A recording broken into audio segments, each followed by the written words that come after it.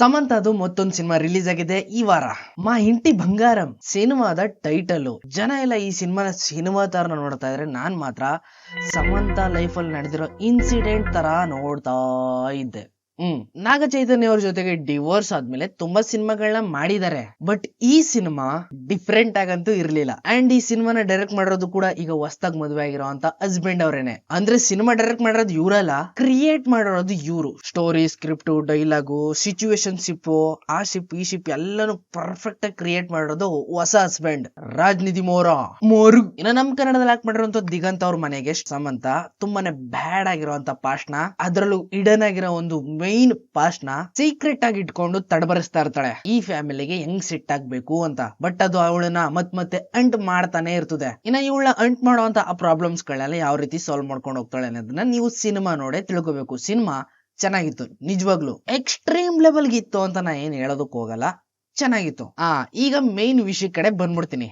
ಜನ ಎಲ್ಲ ಕೂತ್ಕೊಂಡು ಇದನ್ನ ಸಿನಿಮಾ ತರ ನೋಡ್ತಾ ಇದ್ರೆ ನಾನ್ ಇದನ್ನ ಸಮಂತ ಅವ್ರ ರಿಯಲ್ ಲೈಫ್ ಅಲ್ಲಿ ನಡೆದಿರೋ ಇನ್ಸಿಡೆಂಟ್ ತರಾನೇ ನೋಡ್ತಿದ್ದೆ. ಹೆಂಗೆ ಅದು? ಇಲ್ಲಿ ಸಮಂತ ಅಪ್ಪ ಅಮ್ಮ ಇಲ್ದಾರಂತ ಒಬ್ಳು ಅನಾಥೆ. ಅವಳು ರಕ್ಷಿಸ್ಕೊಳ್ಳೋದಕ್ಕೋಸ್ಕರ ಓಡ್ತಾನೆ ಇರ್ತಾಳೆ. ಓಡ್ತಾ ಯಾವ್ದೋ ಒಂದು ಗ್ಯಾಂಗ್ ಜೊತೆ ಹೋಗಿ ಸೇರ್ಕೋತಾಳೆ. ಆ ಗ್ಯಾಂಗ್ ಬೇರೆ ಇನ್ಯಾರು ಅಲ್ಲ, ನಾಗ ಚೈತನ್ಯ ಅವ್ರ ಫ್ಯಾಮಿಲಿಗೆ ಹೋಗಿ ಸೇರ್ಕೋತಾಳೆ. ಹೆಂಗೆ?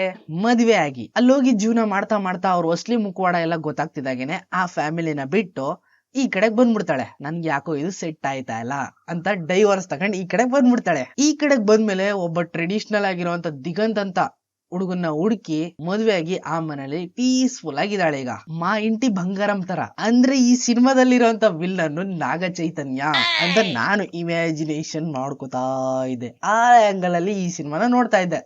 ಗೊತ್ತಿಲ್ದೇನೋ ಒಂದ್ ಫ್ಯಾಮಿಲಿಗೆ ಹೋಗಿ ಸಿಗಾಕೊಂಡೆ. ಆ ಫ್ಯಾಮಿಲಿ ಸರಿ ಇಲ್ಲ ಅಂತ ಗೊತ್ತಾದ್ಮೇಲೆ ಈಗ ನಾನು ಒಬ್ಬ ಬೇರೆ ಹುಡುಗನ ಮದ್ವೆ ಆಗಿ ಹ್ಯಾಪಿ ಆಗಿದ್ದೀನಿ ಅನ್ನೋ ಒಂದು ಮೆಸೇಜ್ ನ ಕೊಡೋ ತರ ಇತ್ತು ಈ ಸಿನಿಮಾ. ಒಟ್ನಲ್ಲಿ ಇದನ್ನ ಕ್ರ್ಯಾಕ್ ಮಾಡ್ತಿದ್ದಾಗೇನೆ ನನ್ಗೊಂದ್ ಒಳ್ಳೆ ಮಜಾ ಸಿಕ್ತು ನೋಡಿ. ಇನ್ನ ಡಿವೋರ್ಸ್ ಆದ್ಮೇಲೆ ಬಂದಿರುವಂತ ಸಿನಿಮಾಗಳು ಅಷ್ಟಕ್ಕಷ್ಟೇ ಅನ್ಕೊಂಡ್ರು ಕೂಡ ಈ ಸಿನಿಮಾ ಸಮಂತ ಅವ್ರಿಗೆ ಒಂದೊಳ್ಳೆ ಕಂಬ್ಯಾಕ್ ಕೊಡೋದಂತೂ ಫಿಕ್ಸ್. ರಿಲೀಸ್ ಆಗಿ 3 ದಿನಕ್ಕೆ 40 ಕೋಟಿ ಪ್ಲಸ್ ಕಲೆಕ್ಷನ್ ಮಾಡಿ ಈ ಸಿನಿಮಾ ಇನ್ನು ಮುಂದೆ ನುಗ್ತಾ ಇದೆ. ಸಿನಿಮಾದ ಸ್ಟೋರಿ ತುಂಬಾನೇ ಚೆನ್ನಾಗಿದೆ. ಫ್ಯಾಮಿಲಿ ಜೊತೆ ಕೂತ್ಕೊಂಡು ಆರಾಮಾಗಿ ನೋಡ್ಬೋದು. ಒಂದೊಳ್ಳೆ ಎಂಟರ್ಟೈನ್ಮೆಂಟ್ ಫಿಕ್ಸ್. ಆಮೇಲೆ ಅವಾಗಿಂದ ಹೇಳಿದ್ದು ಜಸ್ಟ್ ಕಾಮಿಡಿ ಅಷ್ಟೇನೆ. ಈ ಆಂಗಲ್ ಅಲ್ಲಿ ನಾನು ನೋಡ್ತಾ ಇದ್ದೆ ಸಿನಿಮಾನ ಅಂತ ಜಸ್ಟ್ ಫನ್ ಆಗಿ ಹೇಳಿರೋದು. ಯಾರು ಜಾಸ್ತಿ ಸೀರಿಯಸ್ ಆಗಿ ತಗೊಳೋದಕ್ಕೆ ಹೋಗ್ಬಿಡಿ, ಎಂಜಾಯ್ ಮಾಡಿ ಸಿನಿಮಾನ.